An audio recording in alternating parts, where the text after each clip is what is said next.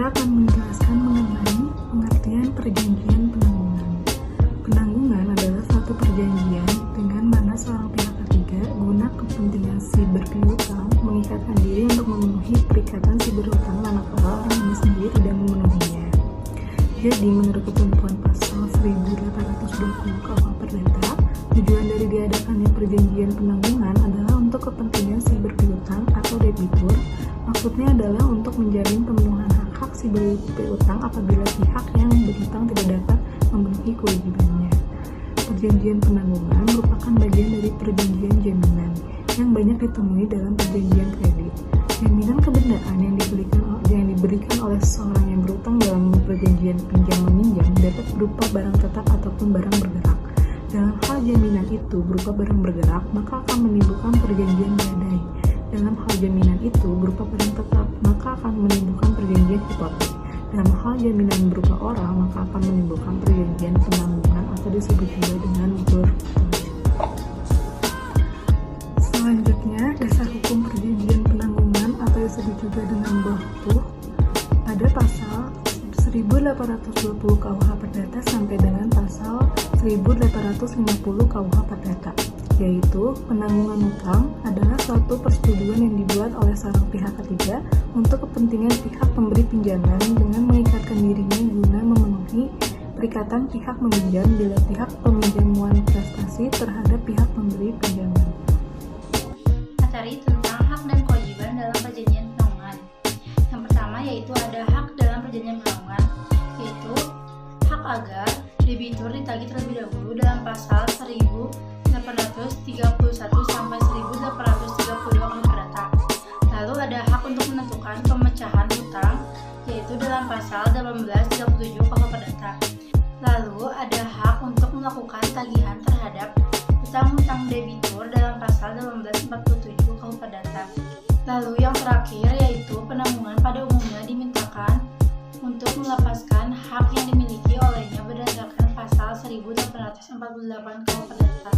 Yang kedua yaitu ada kewajiban-kewajiban dalam perjanjian penanggungan, yaitu penjamin atau seorang penanggung baru dibebankan kewajiban untuk membayarkan hutang-hutang debitur ketika debitur yang ditanggungnya lalai melakukan pembayaran utang yang dimilikinya.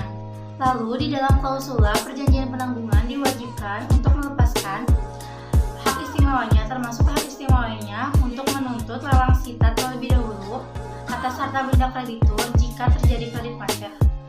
Lalu yang terakhir adalah kewajiban utama pihak ketiga, yaitu untuk menanggung pembayaran hutang debitur ketika debitur prestasi atau jumlah hasil penjualan harta benda debitur tidak cukup untuk melunasi hutangnya. Selanjutnya saya akan membahas mengenai perjanjian tanggung renteng.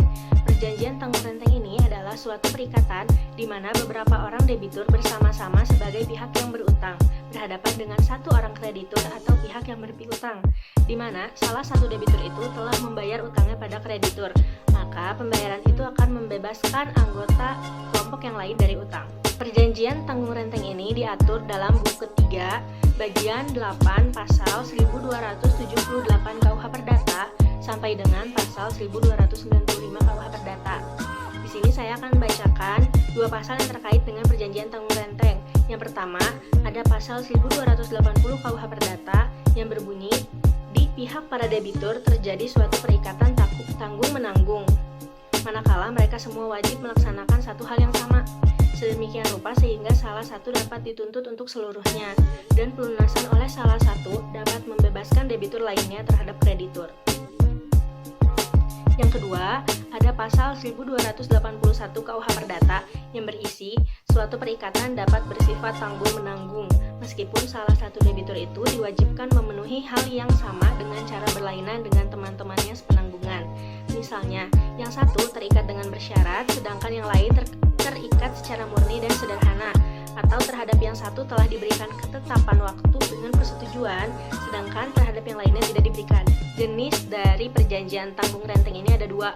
Yang pertama, tanggung renteng aktif atau jumlah pihak yang berpiutang atau kreditur itu lebih dari satu, dan hal ini terdapat dalam pasal 1278 KUH Perdata. Yang kedua, ada tanggung renteng pasif, yaitu jumlah pihak yang berutang atau debitur lebih dari satu. Hal ini terdapat dalam pasal 1280 KUH Perdata dan pasal 1283 sampai dengan pasal 1295 KUH Perdata. Perjanjian penanggungan hutang. Arti dari penanggungan dapat kita lihat dalam pasal 1820 KUH Perdata, di mana dikatakan penanggungan ialah suatu persetujuan di mana pihak ketiga demi kepentingan kreditur mengikatkan diri untuk memenuhi perikatan debitur. Bila debitur itu tidak memenuhi perikatannya, mengenai penanggungan ini diatur dalam pasal 1820 sampai dengan pasal 1850 KUH Perdata. Di dalam KUH Perdata sendiri, penanggungannya mempunyai pengaturan dalam pasal 1820 KUH Perdata dan selanjutnya. Unsur-unsur perumusan pasal 1820 KUH Perdata yang perlu mendapat perhatian adalah 1. Penanggungan merupakan suatu perjanjian. 2. Ada pihak ketiga. 3. Penanggungan diberikan demi kepentingan kreditur. 4. Mengikatkan diri untuk memenuhi perikatan debitur. Jika debitur wan prestasi, maka ada perjanjian bersyarat. Mengenai sifat penanggungan, dari beberapa ketentuan undang-undang dapat disimpulkan bahwa penanggungan adalah bersifat aksesorir, dalam arti senantiasa dikaitkan dengan perjanjian pokok, antara lain 1. Tidak ada penanggungan tanpa adanya perutangan pokok yang sah. 2. Besarnya penanggungan tidak akan melebihi besarnya perutangan pokok. 3. Penanggungan berhak mengajukan tangkisan-tangkisan yang bersangkutan dengan perutangan pokok. 4. Beban pembuktian yang tertuju pada si berutang dalam batas-batas tertentu mengikat juga si penanggung. Seperti halnya perjanjian-perjanjian aksesorir yang lain, akan memperoleh akibat-akibat hukum tertentu. Pertama, adanya perjanjian penanggungan tergantung pada perjanjian pokok. 2. Jika perjanjian pokok itu batal, maka perjanjian penanggungan yang lain ikut batal. 3. Jika perjanjian pokok itu hapus, perjanjian penanggungan yang lain juga ikut dihapus. 4. Dengan diperalihkannya piutang pada perjanjian pokok, maka semua perjanjian-perjanjian aksesorir yang melekat pada piutang tersebut juga akan ikut beralih. Pada pasal 1381 KUH Perdata telah ditentukan 10 cara berakhirnya perjanjian penanggungan utang, diantaranya yaitu 1. Pembayar. 2. Penawaran pembayaran tunai. 3. Diikuti dengan penyimpanan atau penitipan. 4. Pembaruan utang. 5. Kompensasi. 6. Pencampuran utang. 7. Pembebasan utang. 8. Musnahnya barang yang terutang. 9. Kebatalan atau pembatalan. 10. Berlakunya syarat pembatalan. Tentang akibat wan prestasi. Yang pertama yaitu mengganti rugi, memberi ganti rugi kepada kreditur. Lalu yang kedua pembatalan perjanjian. Yang ketiga peralihan resiko, dan yang keempat membayar biaya perkara. Kemudian di sini ada unsur-unsur ganti rugi. Yang pertama ada biaya, yaitu biaya pengeluaran atau perongkosan yang dikeluarkan oleh salah satu pihak. Lalu yang kedua ada rugi, yaitu kerugian dikarenakan kerusakan barang kepunyaan kreditur yang diakibatkan oleh kelalaian debitur. Lalu yang ketiga ada bunga, yaitu kerugian yang berupa kehilangan keuntungan yang telah diperhitungkan oleh kreditur. Kemudian di sini kapan debitur bisa dinyatakan lalai terdapat dalam pasal 1238, menyebutkan si berutang adalah lalai bila ia dengan surat perintah atau dengan sebuah akte sejenis itu telah dinyatakan lalai atau demi perikatannya sendiri, menetapkan bahwa si berutang akan harus dianggap lalai dengan lewatnya waktu yang telah ditentukan. Kemudian yang terakhir, pembatalan perjanjian. Pembatalan perjanjian harus dimintakan kepada hakim secara langsung. Jadi tidak mungkin perjanjian itu batal secara otomatis pada waktu debitur dinyatakan melalaikan kewajibannya. Terdapat dalam pasal 1266 KUH Perdata. Eksekusi perjanjian. Perjanjian penanggungan dapat dieksekusi ketika debitur tidak dapat melaksanakan kewajiban-kewajibannya terhadap kreditur. Pada intinya, eksekusi perjanjian penanggungan dilaksanakan di saat sudah terjualnya dan sudah dilelangnya harta atas kekayaan kreditur, tapi belum juga dapat melunasi hutangnya terhadap kreditur. Maka pihak ketigalah yang akan melunasinya. Pada prosedurnya pun sama dengan bentuk eksekusi terhadap kekayaan debitur. Selanjutnya saya akan membahas mengenai berakhirnya perjanjian. Untuk mengakhiri perjanjian penanggungan dapat dilihat pada ketentuan Kitab Undang-Undang Hukum Perdata yang tertulis di dalam pasal 1381. Perikatan hapus karena pembayaran, karena penawaran pembayaran tunai diikuti dengan penyimpanan atau penitipan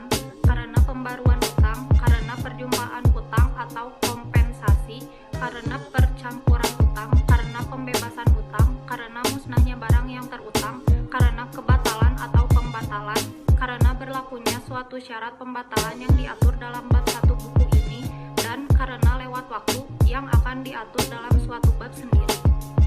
Penanggungan ini juga dapat dihapus apabila ada jaminan untuk pemenuhan kewajiban pihak yang berhutang lalu dijamin pemenuhannya seluruh atau sampai suatu bagian tertentu serta harta benda si penanggung atau penjamin dapat disita dan dilelang menurut ketentuan pelaksanaan eksekusi oleh pengadilan.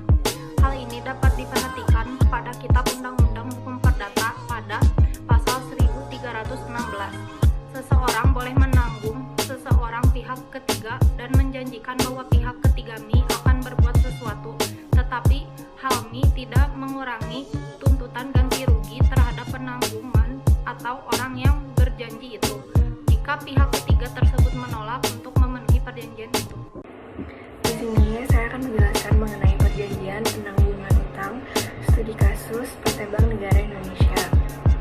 Permasalahan yang diidentifikasi, alasan mengapa jaminan berupa penanggungan utang masih diperlukan sebagai pengikatan jaminan dalam pemberian kredit dan bagaimana pelaksanaan kewajiban board apabila debitor yang ditanggungnya uang prestasi kepada PT Bank Negara Indonesia, serta bagaimana peranan dan keterlibatan notaris dalam proses pembuatan perjanjiannya.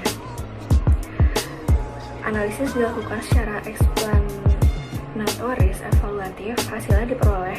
Kesimpulan yang pertama, dengan adanya kriteria board antara lain personal guarantor memiliki kepentingan langsung atas usaha debitor dan company guarantor harus perusahaan yang memiliki kepentingan langsung terhadap debitor, yang menjadikan board touch menjadi sangat penting bagi PT Bank Negara Indonesia. Yang kedua, dalam pelaksanaannya, board harus melepaskan hak-hak istimewanya dan bagi board yang wan prestasi tersedia perangkat hukum antara lain sita lelang, kekayaan board melalui pengadilan diserahkan kepada BPULN, pemblokiran dan penyitaan harta kekayaan melalui PUPN atau BUPLN, pencegahan ke luar negeri, dan paksa badan. Yang terakhir, ada notaris dapat berperan untuk mendukung prinsip kehati-hatian perbankan melalui kecermatan proses pembuatan, penyimpanan, dan penyerahan akta sesuai dengan UU Nomor 30 Tahun 2004 dan peraturan pelaksanaannya. Terima kasih.